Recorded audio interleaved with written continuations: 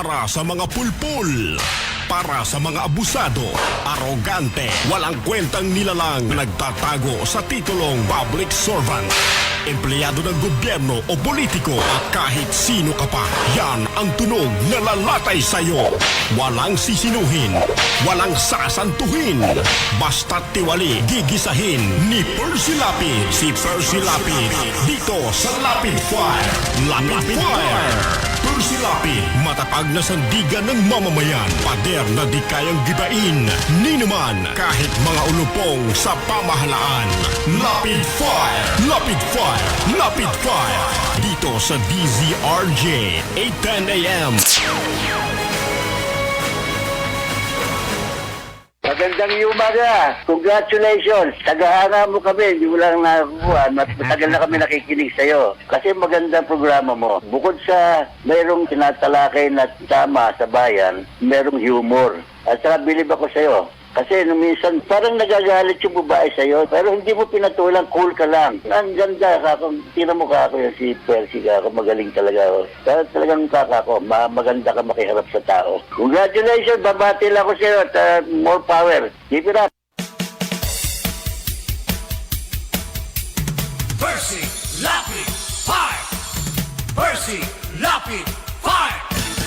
Tapang mo'y kakaiba, walang takot sa pagbira. Oh yeah! Oh yeah! Kapag mayroong anomalya, ibubulgar na talaga. Oh yeah! Oh yeah! Mga kurap sa gobyerno, ibibisto ng walang preno, maging ikaw man ay politiko. Artista man o kahit sino, pasasabugin ang baho mo. Sa Lapid Fire, walang sinisino. Percy Lapid Fire! Makapal man ang iyong mukha, sa Lapid Fire di uubra. Oh yeah! Oh yeah! Kahit pader, ginigiba, basta't mali, binabangga. Oh yeah! Oh yeah! Mga kurap sa gobyerno, ibibisto ng walang preno, maging ikaw man ay politiko. Artista man o kahit sino, pasasabugin ang baho mo. Sa Lapid Fire, walang sinisino. Percy Lapid Fire! Percy Lapid Fire! Percy Lapid Fire! Percy Lapid Fire! Percy Lapid Fire! Percy! Balita, impormasyon at mga isyong may kinalaman sa bayan. Lahat isisiwalat ng walang takot. Lilinawin, hihimay-himayin, matapang, ngunit malalim at makatotohanang komentaryo sa Lapid Fire! Lapid Fire! Kasama si Percy Lapid.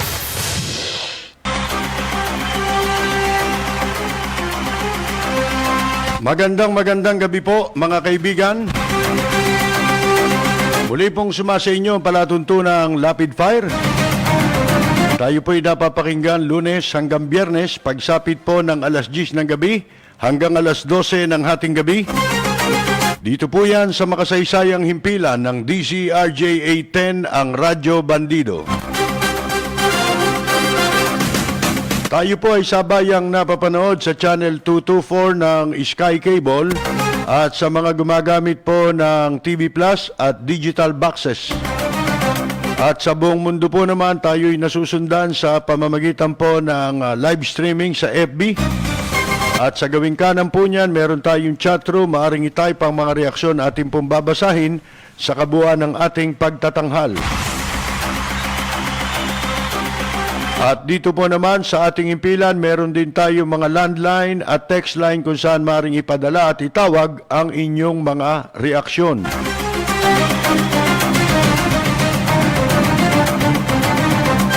Makakasama po natin ngayong gabi ang Radyo Bandido Frontliner, ang ating technical director, ang Macho Guapito. Ang ating idol si Ariel hanggang alas 12 po sa pagtatanghal ng Rapid Fire. Ang balitang ito ay hatid sa inyo ng Hataw. Number 1 sa balita, basta tabloid. Hataw! Walang preno kung bumatikos. Malalim at makatwirang komentaryo. Mag-ingat ang mga politikong gumagawa ng kalokohan at baka kayo ay tamaan ng Rapid Fire!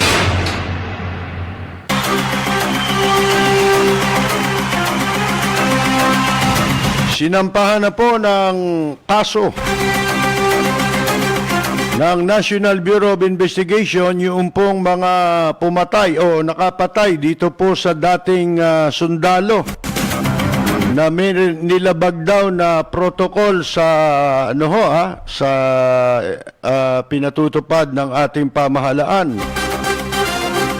Sinampahan po ng kasong murder at perjury. Patong-patong po ito, may isa pang kaso yan. Dahil sinasabi po ng NBI na planted yung pong baril na sinasabi ng mga pulis na natagpuan doon sa dating sundalo, mga kaibigan, na napatay ho. Mabigat ho yun, yung planting of evidence. Yun yung sinasabi natin eh. Mas mabigat ho ang kaso pagka planting of evidence. At ito pong ngayon, itong anti-terror bill. Mukhang napakaraming butas nitong batas na ito na dapat ipaliwanag sa halip po na ikagalit nitong mga may akda na mga mambabatas natin sa Kamara at sa Senado. Ang mga ika nga po bumabatikos dito sa mga ika nga nababahala sa ipapasang batas na ito na anti-terror bill. Imbes na sagutin nila, mga kaibigan, at ipaliwanag nila. Kasi ang pangamba laging nandyan, mga kaibigan, lalo na yung batas na yan matindi ho ang parusa dito. At hindi lamang yan, binabago na yung ibang batas na dati pwede ka lamang pigilin hanggang mahigit na 40 oras.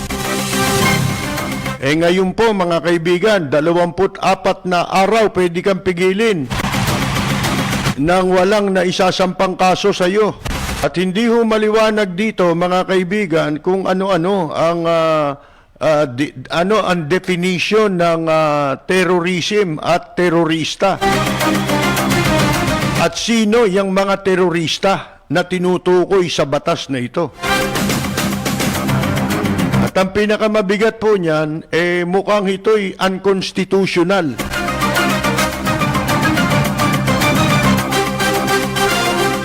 Pero hindi natin sinasabing unconstitutional na nga. Parang.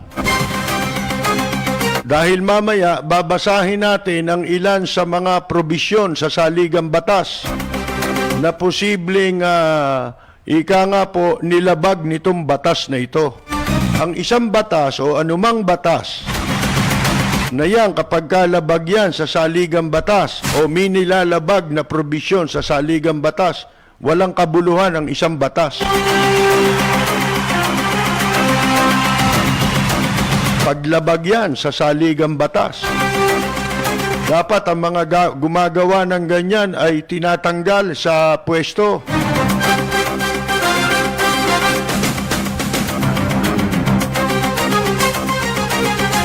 Sino ba ang hindi pabor na malipol yung mga terorista? Wala namang hindi papabor dyan eh. Kahit ako, pabor ako eh. Dapat malipol talaga yung mga terorista. Mga gago lang, gunggong lang ang ika nga po, magsasabing tama, o kaya pabor sa terorismo. Sira lang ang ulo nun. Walang matinong tao na hindi papabor para ika nga malupig yan pong mga terorismo. Pero kailangan baka mamaya ito maskara. Isang batas na nagmamaskarang anti-terror bill ang ikinababahala ng marami. Kaya maskara para ika nga supilin, sikilin ang kalayaan ng mamamayan. At ika nga po, sa klase ng mga pulis meron tayo ngayon, sino hindi mababahala? Nakita na ninyo yung mga pulis na pumatay doon sa sundalo. Ang findings ng NBI, murder Kasi po, nakatalikod na yung tao Nung barilin mo pataksil Pagkatapos, pinlanting. Yan ba kaya nakakabahala ang batas, hindi ho ba, na kanilang nililikha. Lalo na, particularly, itong anti-terror bill. Ano solusyon dyan? Ang solusyon dyan, ipaliwanag ninyong mabuti. Dapat may question and answer, hindi ho ba? Para maging maliwanag yan sa taong bayan. Gaya ng sinasabi natin, kung babasahin natin ang saligang batas natin, pagka sa pangkaraniwang tao, sa mata ng pangkaraniwang tao, sa pag-intindi ng pangkaraniwang taong kamukha natin, hindi naman tayo mga abogado, mga constitutionalist. Pero may mga provision ang saligang batas na mababasa naman natin at maiintindihan naman natin. Ngayon, ang burden ng pagpapaliwanag, yan nasa mga gustong maipasayan. Ipaliwanag nyo.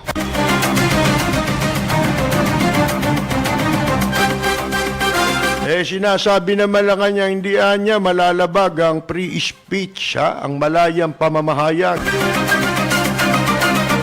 Pero daw, yung karapatan daw na yan, hindi naman absolute.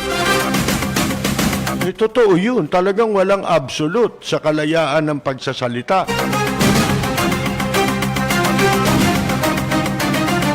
Ang problema ngayon sa gobyerno ngayon, mga kaibigan, pagpabor sa kanila, absolute Pagpabor sa kanila ang pag-abuso sa pagsasalita ay absolute. Wala silang kibo. Ang isasagot sa iyo honest mistake. Yan na nakababahala dyan. Kaya dapat may question and answer. Willing ba kayo na humarap? Harapin ninyo yung mga media, yung mga kamukha namin, nagtatanong kami. Gumawa kayo ng isang forum, hindi yung kayo-kayo lang ng mga reporter na hawak ninyo.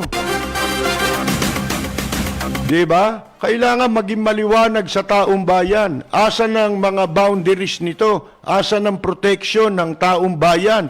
Yun dapat ang talagang isinasaalang-alang lagi. Baka mamaya, terrorism lang ang pamagat niyan, pero laban niya sa mga taong ika nga Halimbawa, pupuna sa gobyerno. Hindi nyo ba maipaliliwanag? Kasi kung kaya nyong ipaliwanag yan, yun agad ang magiging reaction nyo, yun ang dapat ginagawa ninyo. I-open ninyo ang talakayan. Hindi yung tatalakay, pipili kayo ng kausap nyo. Para maging makatotohanan yung intensyon sa batas, laging sinasabi dyan, mabuti. Nung una, talagang lahat ng batas ginagawa para sa ikabubuti. Ngayon para sa ikabubuti ng mga mapapaboran ng batas. Kaya nga tanong natin kagabi, yan bang batas na yan, kasama ba ang mga nasa gobyerno? Bakit natin naitanong yan? Paano kung halimbawa, nasa gobyerno yung nananakot, yung terorista? Sila ba makakasuhan yan? Kaya nga inahalimbawa natin yung kaso ng pagnanakaw Yung kaso ng pagnanakaw, pag sinabi mo, kahit sinong magnakaw, bawal yun, may batas yun, pwede mong panagutin. Diyan ba sa terrorism na yan kung halimbawa nasa gobyerno yung mga teroristang yan. Isa lang yun sa katanungan.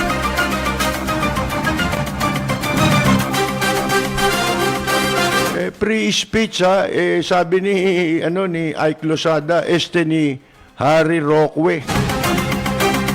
Yun daw malayang pamamahayag hindi sisikilin, pero yan daw hindi absolute.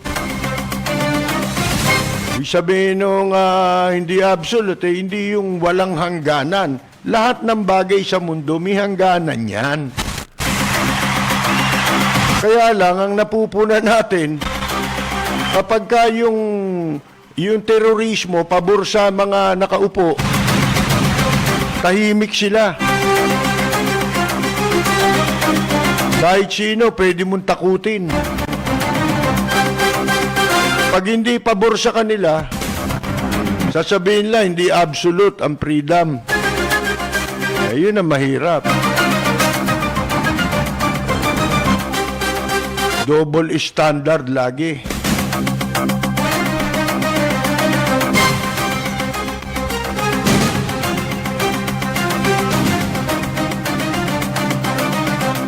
Ito naman si Lacson, mga kaibigan. Sabi niya, I hope you won't regret. Hindi raw natin, sana raw hindi pagsisihan ng mga kumukontra sa anti-terror bill sa bandang huli. Yung pagkontra nila. Wala ka pa nga ipinaliliwanag gusto ninyo, lunukin lahat iniisip nyo na naman, pansarili nyo lang Kung ang iniisip nyo, yan ikabubuti sa lahat, magpaliwanag kayo. Asan yung mga sinasabi ng mga kontra? Ipaliwanag nyo yun na hindi totoo yan. Asan ang guarantee na sinasabi nitong si Lacson? Ipakita mo yung guarantee. Ipaliwanag mo yung guarantee. Laban doon sa mga opositor. Doon sa mga kumokontra, yung anong issue yung sinasabi nila. Halimbawa, sinasabing malalabag dyan ang karapatan sa pamamahayag na ginagarantiyahan ng ating saligang batas. Therefore, kung yan totoong malalabag, labag yan sa saligang batas. Sapagkat sa saligang batas, malinaw na ginagarantiyahan ang kalayaan hindi lamang ng mga nasa media sa pamamahayag, kundi lahat ng tao yan Yan yung sinasabi ko lagi. Yung freedom of speech, hindi lang yun sa mga nasa media. Kalayaan nyo ng bawat mamamayang Pilipino. Paliwanag nyo, paanong hindi malalabag yun? Kasi pag sinabing yan ay lalabag sa kalayaan ng pamamahayag, yan ay lalabag sa saligang batas. Kaya mamaya babasahin natin yung mga posibleng malalabag sa saligang batas.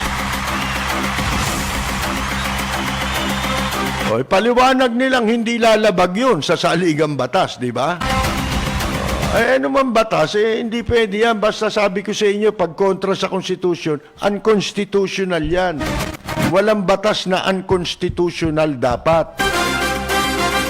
Kasi para mong binabago yung konstitusyon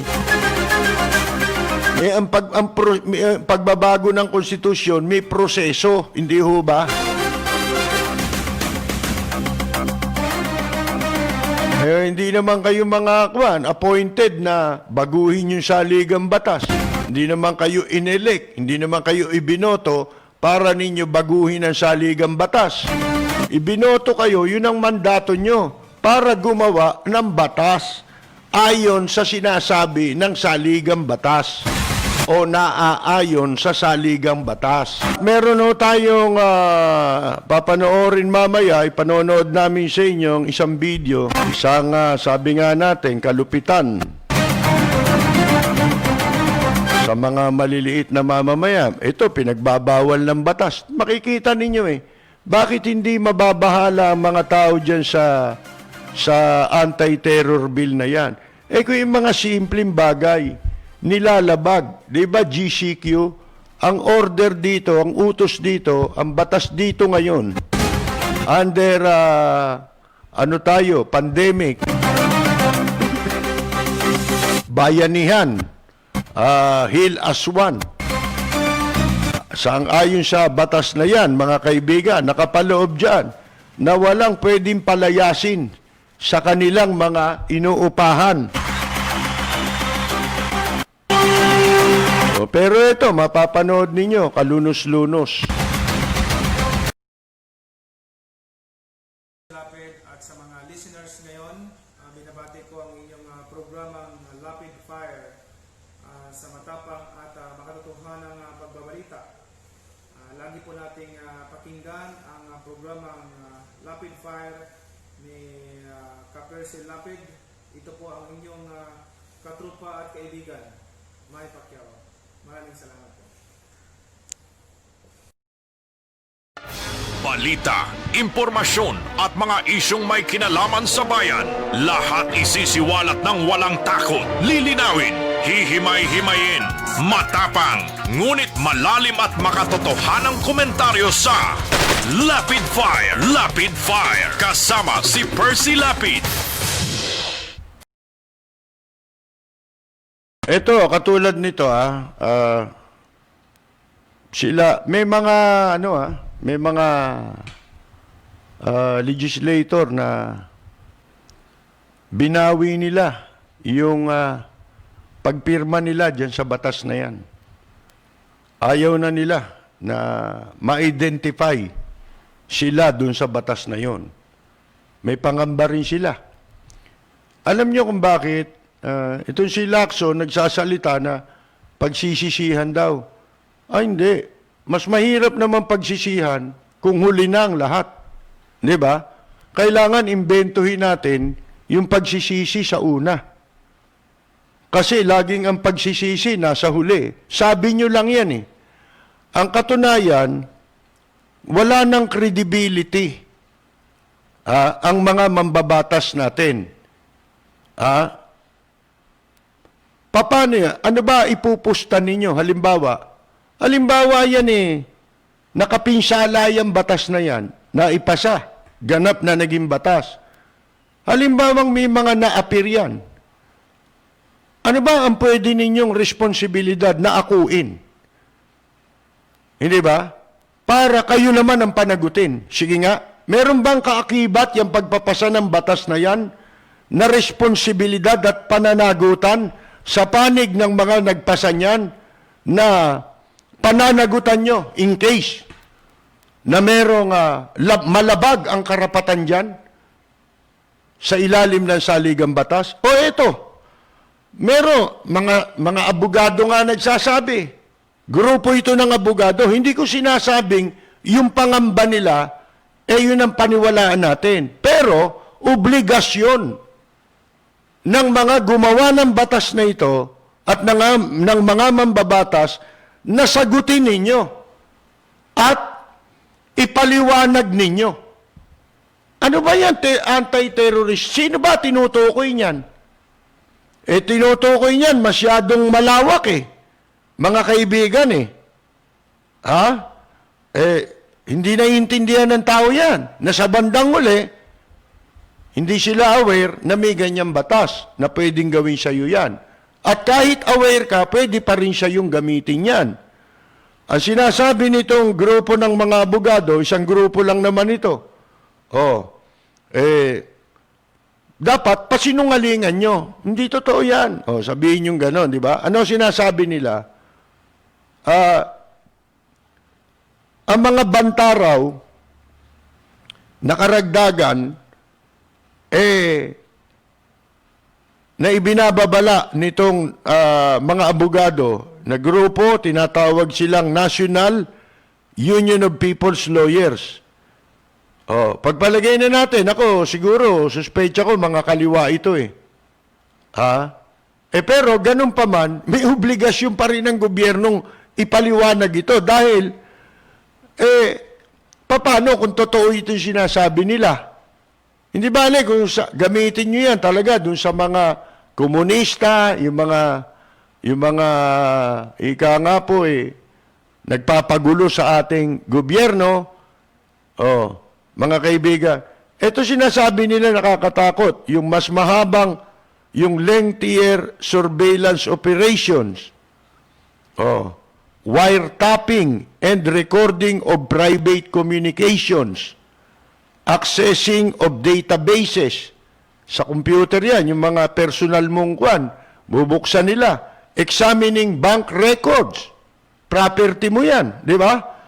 Freezing the assets of persons and organizations suspected of financing terrorism or having connections with alleged terrorists. Okay yan eh. Sa akin, okay yan. Lack of hearing and presentation before a judge. Yun. Yung pwede kang i-detain ng otoridad ng 24 na araw. Pwede kang pigilin. Inkomunikado ka. Hindi sinasabi dito kung inkomunikado ka. Kasi maraming batas eh. Ang pwede ka lang i-detain di ba merong 36 hours, meron yung mas mataas ng konti, 48 hours. Pero ito'y 24 days, mga kaibigan. Pagkatapos, may batas tayong paglagpas doon, ang madidimanda na yung mga umaresto sa'yo. Dito sa batas na to, hindi, 24 na oras. May malaking epekto yun.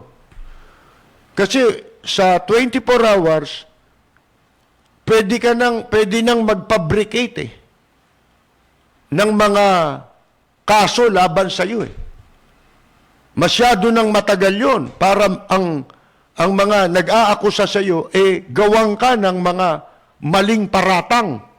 Pwede na silang makagawa ng mga maling akusasyon laban sa iyo sa tagal, mga kaibigan. Yung criminalizing speech.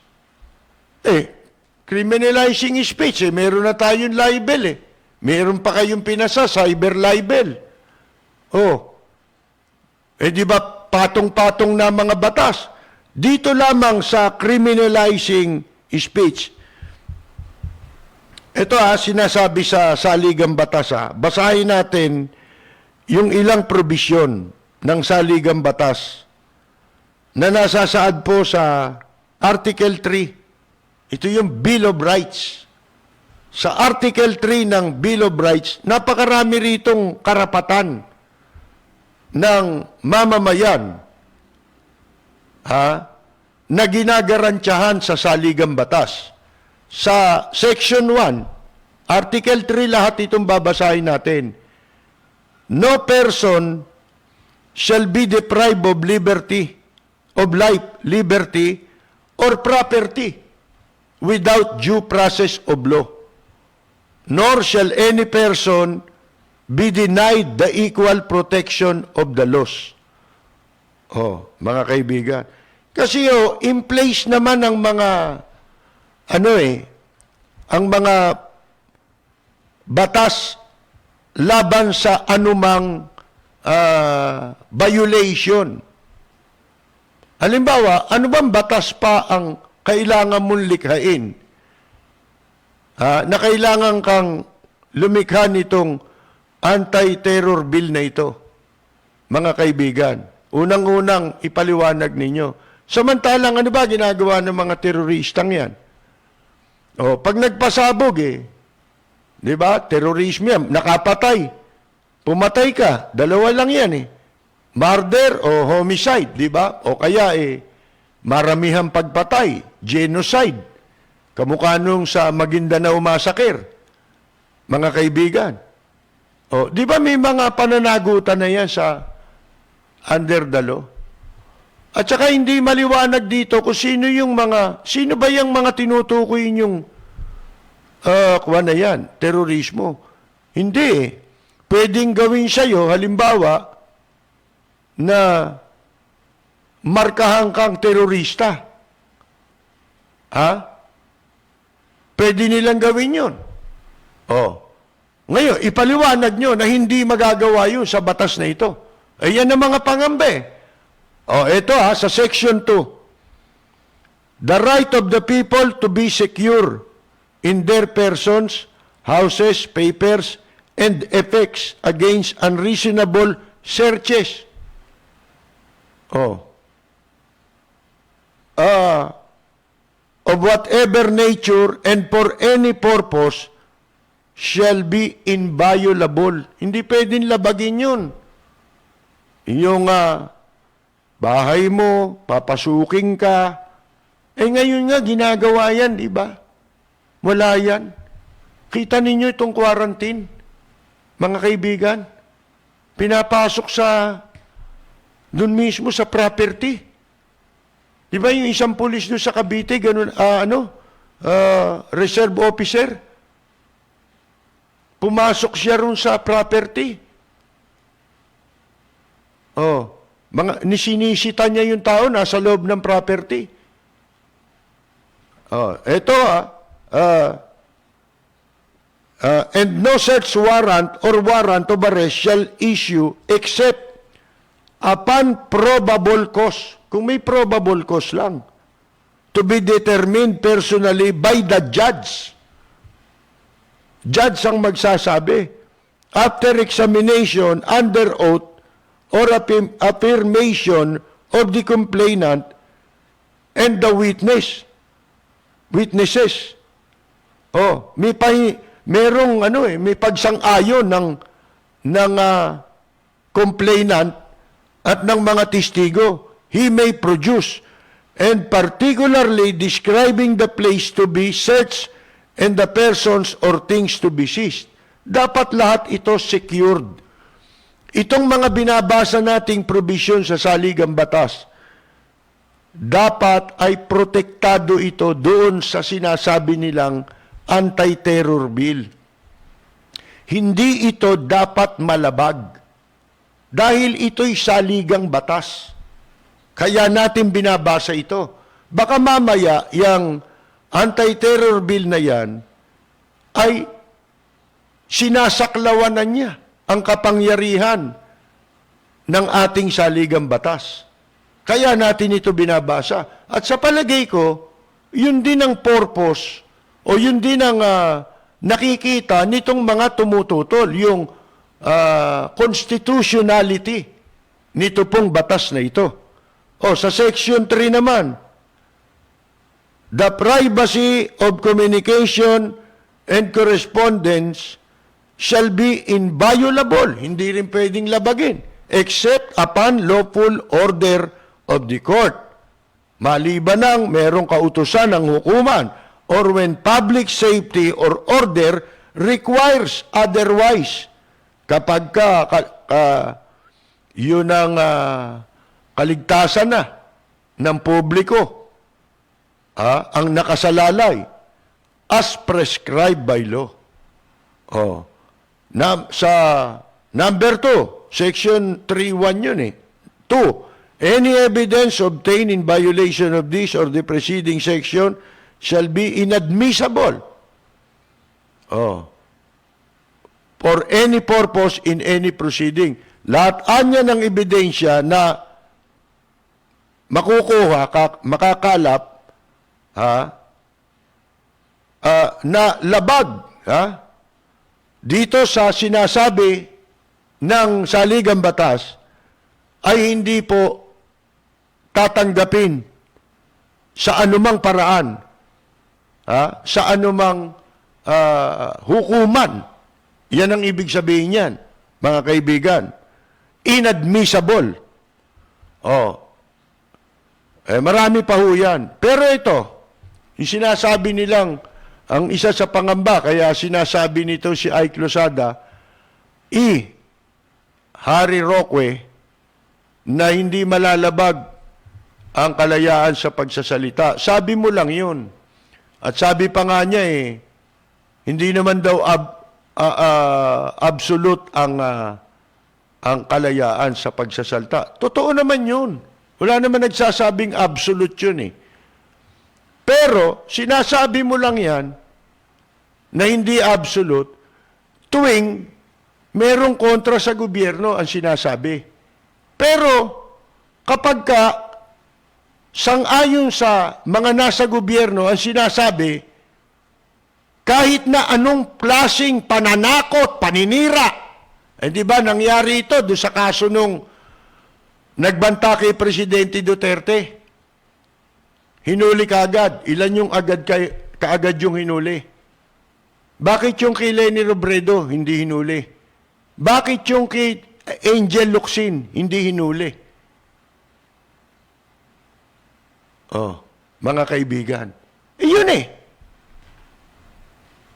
Isipin mo yun. Terorismo yun, mga kaibigan. Bakit? Pagka ba tinakot mo yun yun lang, siya lang ang natatakot mo? Hindi. May pamilya yung mga yan.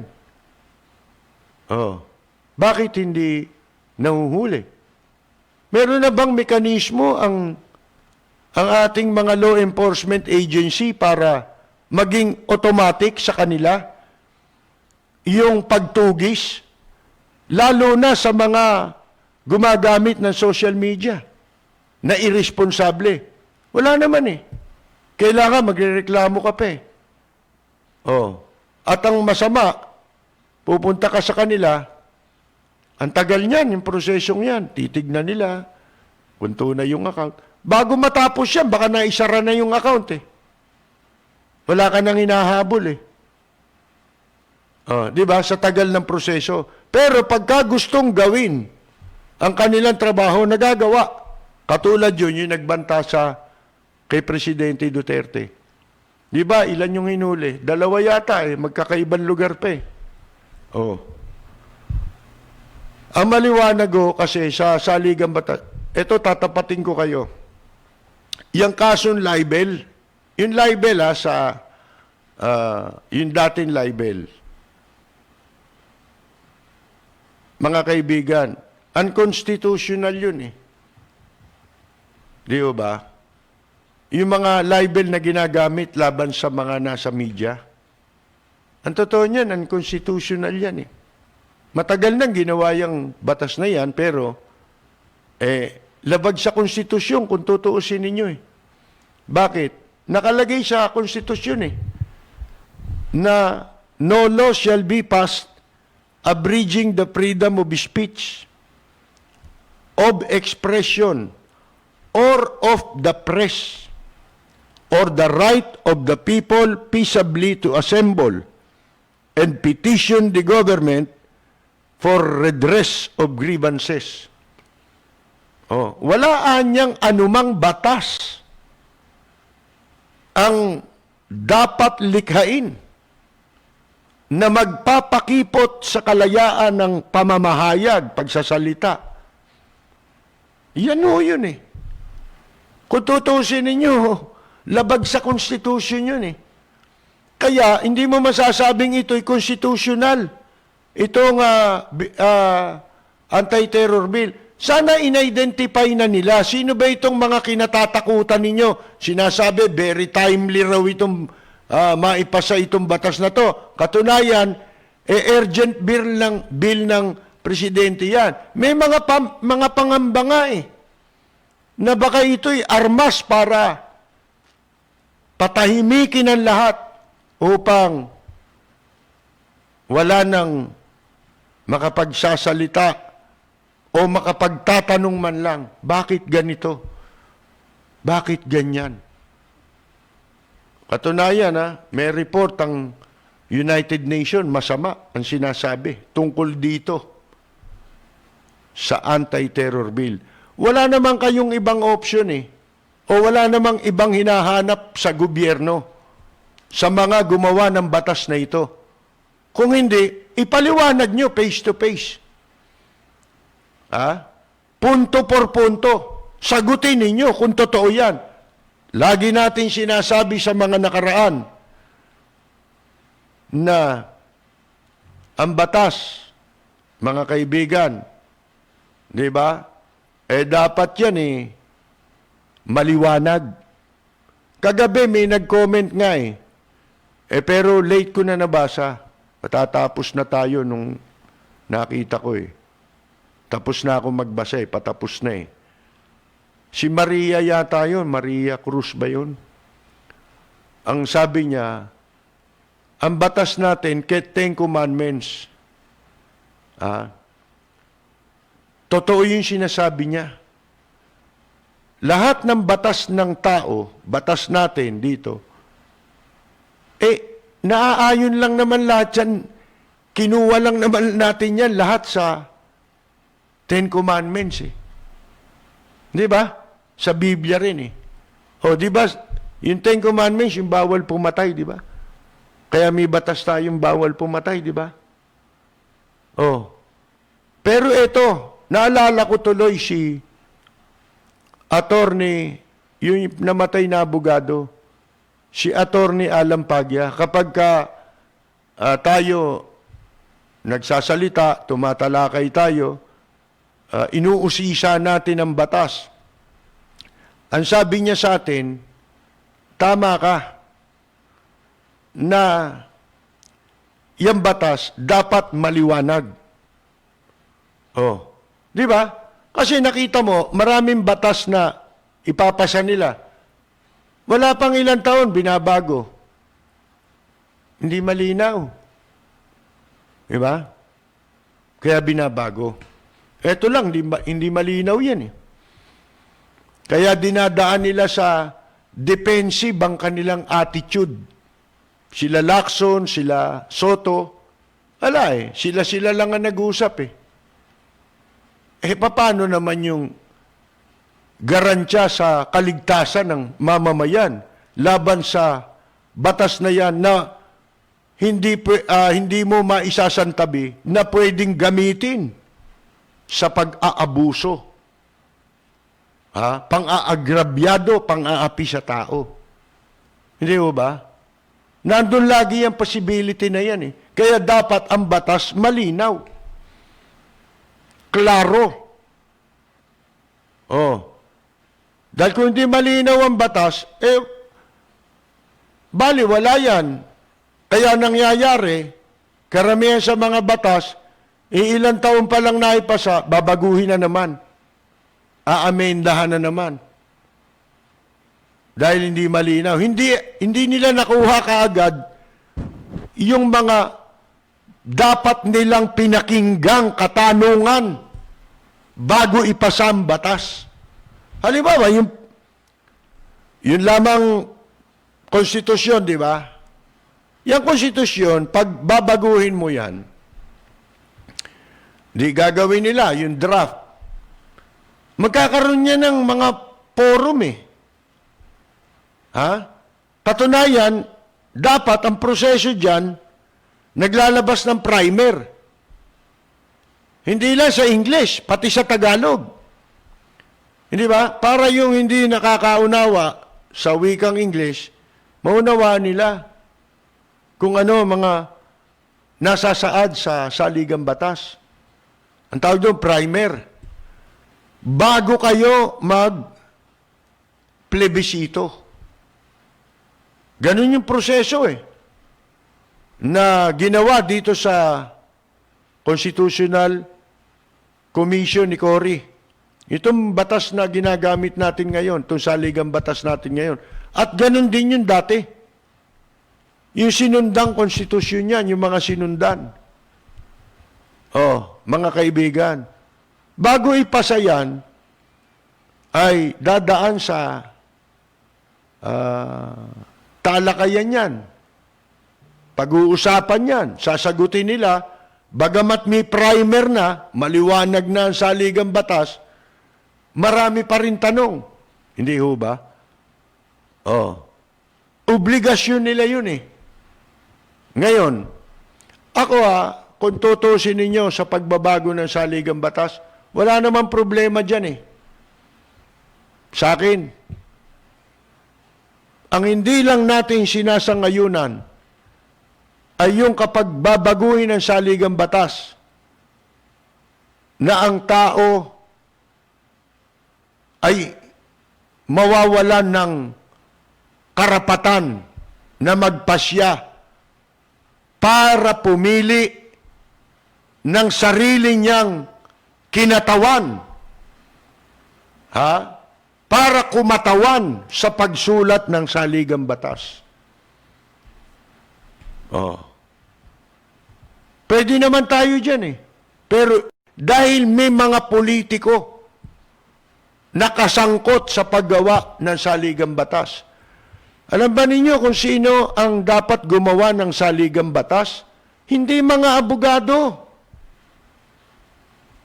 Yan ang totoo. Pag mga abogado pinagawa mo niyan, ang daming ano niyan. Ang daming kalokohan niyan, mga balu-baluktot yan, yung batas na yan. Sino ang dapat gumagawa ng saligang batas o sumusulat ng saligang batas? Yung karaniwang mamamayang mga kamukha natin. Dapat sa atin nagmumula ang mga susulat ng kahit siyang batas. Dapat sa karaniwang mamamayan nang gagaling ang sumusulat ng batas. Bakit? Kasi pag politiko, kita ninyo nangyayari sa ang kinahihinatnan lagi ng batas, nakadisenyo para sa interes nila eh. Mga kaibigan, protektado sila ng batas at sila nakikinabang sa batas. Parang sastre ang nangyayari at saka modista ang gumagawa ng mga batas natin. Di ba? Bakit? Kasi nakadisenyo sa sa ikabubuti nila eh. Hindi sa ikabubuti ng taong bayan eh. Mga kaibigan, dapat may mga representanteng kakatawan sa pagsulat ng mga batas, kahit yan ay saligang batas pa, lalo na, galing sa mga iba't ibang sektor. Pero dapat yan ay mas marami ang kukunin mo o kakatawan sa hanay ng mga pangkaraniwang mamamayan.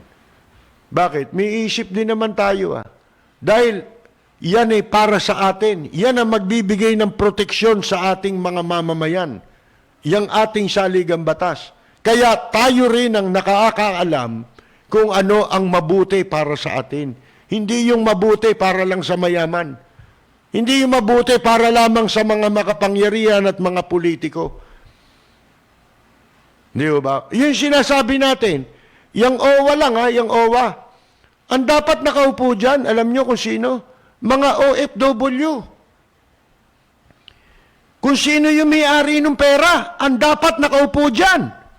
Kasi yan ang purpose niyan ay para sa kapakanan ng mga OFW. Kaya sila ang dapat nakaupo sa board niyan dahil sila ang nakakaalam kung ano rin ang mabuti para sa kanila. Yun ang halimbawa na binibigay natin. Hindi ba? Hindi pwedeng gagawa ka ng batas sa kapakanan ng manggagawa. Tapos ang pagagawin mo, negosyante. Katarantaduhan yun. Di ba? Para ka naglagay ng kambing na ginawa mong bantay ng repolyo.